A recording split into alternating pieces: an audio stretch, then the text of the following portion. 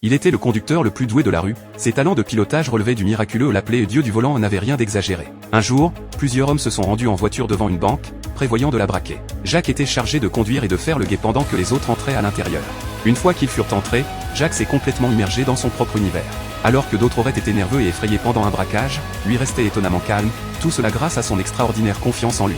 Peu après, ses complices sont ressortis, et Jacques était déjà prêt. Écouter de la musique dans ses écouteurs semblait lui conférer une puissance supplémentaire tandis qu'il démarrait avec élégance d'une manœuvre stylée.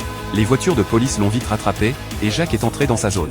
Arrivé à un feu rouge, il a tiré le frein à main et exécuté un dérapage parfait, semant la police et stupéfiant ses compagnons. Jacques a ensuite commencé à montrer ses véritables talents de pilote. Quand la voiture s'est engagée dans une ruelle et qu'un camion est soudainement apparu devant eux, ses partenaires ont paniqué, mais Jacques a tiré le frein à main et réalisé un dérapage impeccable, évitant parfaitement le camion. Lorsque la police a déployé des herses devant eux, Jacques les a contournés d'un dérapage contrôlé, causant des dégâts aux voitures de police qui suivaient.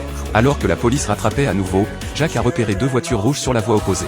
Réfléchissant rapidement, il a dérapé vers la voie à contresens et rattrapé les deux véhicules devant lui. Les trois voitures roulaient côte à côte en approchant d'un passage étroit sous un pont. Jacques a enfoncé l'accélérateur pour dépasser une voiture, puis a pilé brusquement, forçant un changement de voie. Après être sorti du pont, Jacques s'est séparé en prenant une bretelle tandis que l'hélicoptère continuait de suivre l'itinéraire initial, lui permettant de semer parfaitement la police. De retour au quartier général, ils ont commencé à partager le butin. Charlie était leur chef, mais il ne participait jamais lui-même aux opérations, il se contentait de planifier pendant que ses subordonnés faisaient tout le travail physique. Pour chaque mission, il utilisait des équipes différentes, à une exception près, Jacques.